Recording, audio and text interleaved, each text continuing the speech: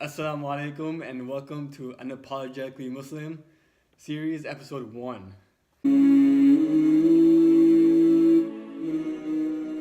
Here is my good friend Humayu Khan. He's my childhood friend. He's actually leaving for Egypt soon. So I'm just going to start off by, he's going to introduce himself. Humayu? Assalamu alaikum. So I graduated recently in May from FIU, from Florida International University, with a degree in biology, and I did it for a track for physical therapy. Over the last couple of years, I've been doing a lot of Islamic work, a lot of volunteering, youth activity, whatnot.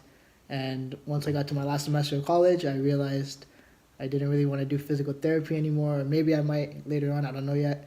But I decided to do what I always wanted to do and go and study Arabic and Quran.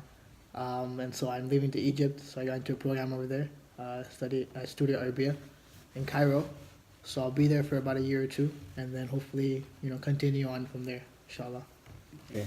Alright, so what does the term unapologetically Muslim mean to you? So to me, that means I'm not scared of being Muslim. I'm not scared to uphold the values of Islam and the ethics that we gain from this religion, and I'm not afraid to express my way of life to anyone. Mm-hmm. So Yeah, that's a really good, definition for it. Have you, like, in school or at your work, something like that, have you ever felt like it was difficult to pray in public or difficult to express yourself in a non-Muslim, country? Do you ever find it difficult to express yourself as a Muslim?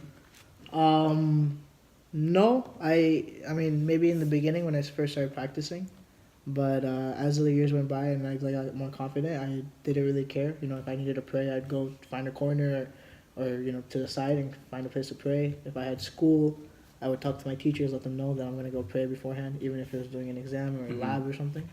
So I didn't really have difficulty later on. Maybe in the beginning when I was a little bit shy, then yeah, maybe it was. But now, alhamdulillah, I have no problem, praying or practicing or talking to people about my religion. Yeah. Have you ever been like walking around in public, something like that, or you or your mom or like any of your family members been targeted because you're Muslim, or you don't really you've never come across that?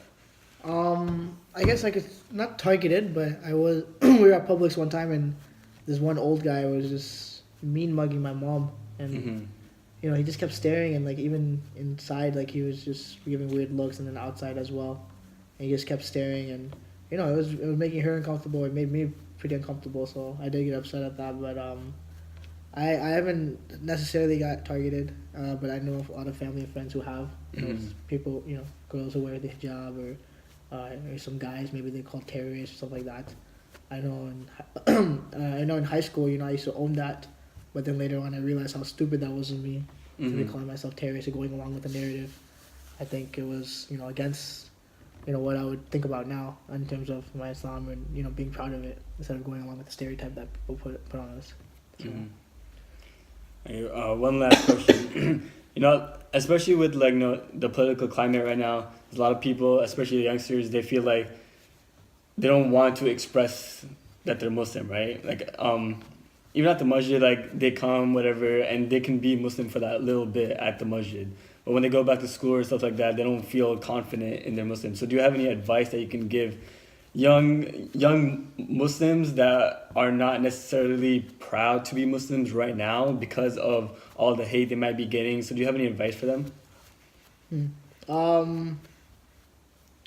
Yeah, I guess maybe two. First and foremost is trying to find good friends, making the effort to make those good friends.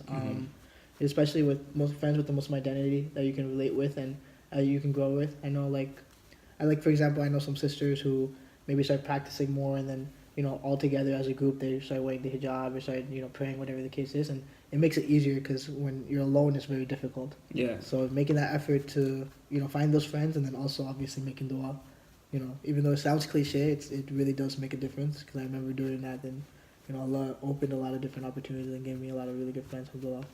And then the second advice I would be is find good mentors, find good role models, people that you can talk to, that you can look up to.